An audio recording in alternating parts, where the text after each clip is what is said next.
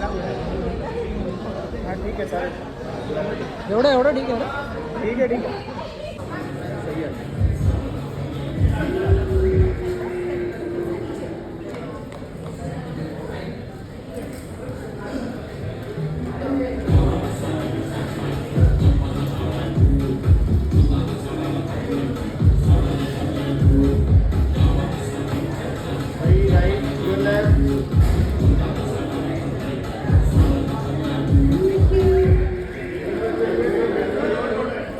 महत्वाचे खांब आहे ज्यांच्या आधारावरती हा चित्रपट इथे उभा राहिलेला आहे.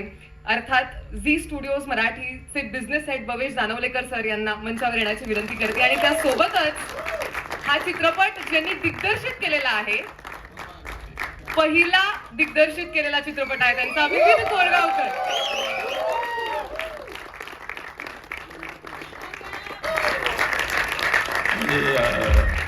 निखिल, मी विसरलो असतो तरी हात वर करायचा. तुझा हक्क आहे तो.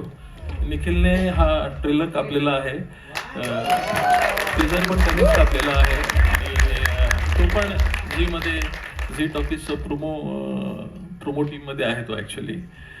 आणि सादिकजींना सगळे ओळखतातच, पण ह्यावेळेस त्यांनी चित्रपटात काम पण केलेलं आहे.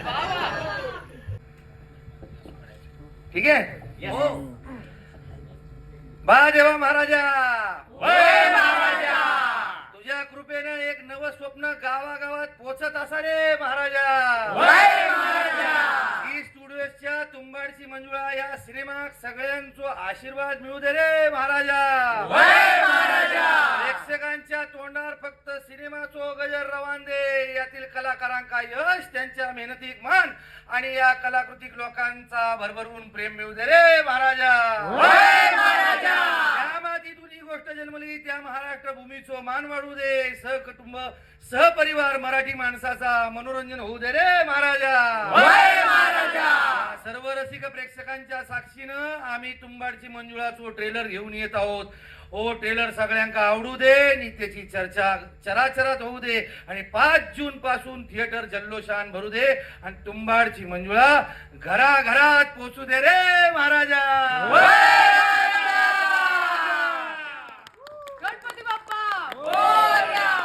दिसतोयस आणि तू खूप हिरिरीने गोष्टी करतोयस, पण मंजुळेचं आणि तुझं नेमकं काय कनेक्शन आहे? तूही तिला शोधतोयस का की तूच मंजुळा आहे?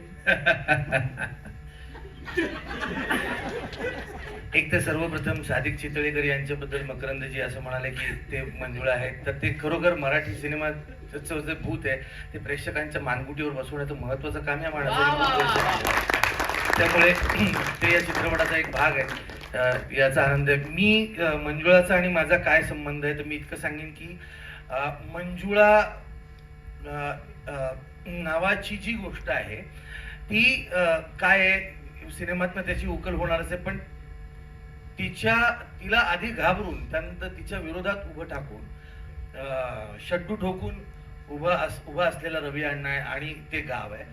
पण जेव्हा हे कळतं की मंजुळा कोण आहे तेव्हा तिच्याकडे तितक्याच वेगळ्या नजरेनं आणि फार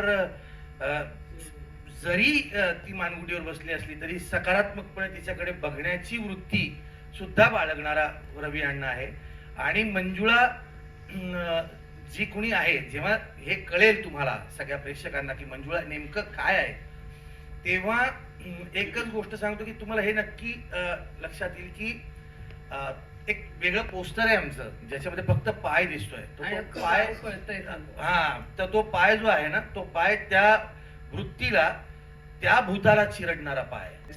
तू हे खरंच बोलतेस का इंटरव्ह्यू घ्यायचा म्हणून? नाही, मला खरंच म्हणजे जेन्युइनली तुला असं वाटत असेल मग खरंच मला म्हणजे थँक्यू सो मच. मी अतिशय वाईट नृत्य करतो आणि खूपच मला ते अवघड जातं. मला जेव्हा त्यांनी सांगितलं नाचायचं वगैरे तर मला अतिशय दडपण आणलं. मी त्याला पहिल्यांदाच सांगितलं होतं की मला नाचता वगैरे येत नाही, तर तसं काही ठेवू नकोस. म्हटलं नाही आपण करू. आणि फुल ऑन डान्स हो बऱ्यापैकी. आणि मला घामच फुटलेला ते सगळं बघून, स्टेप्स वगैरे बघून. पण ते आमचे कोरिओग्राफर मनाने चांगले होते. हे चालेल असं करून ठीक आहे, असं नंतर ते म्हणतात जेव्हा आप फ्रीक आउट करेंगे वो चल वा वा वा तर ते मनाची समजूत घाला नाही हे जास्त चांगलं आहे हेच कर. आणि साधारण गाणं असं आहे की तिथे थोडस फ्रीकआउट स्टेप चालू शकतात म्हणून हा नाही एक सल्ला तुला देतो आपण चेहरा हसरा ठेवायचा डान्स करताना म्हणजे आपण बरोबर नाचतोय आणि मागची चुकीचे नाचतात असा क्या प्रेक्षकांचा बात आहे. वा समज वा वा अनुभवाचे बोल क्या बात. वा. खूपच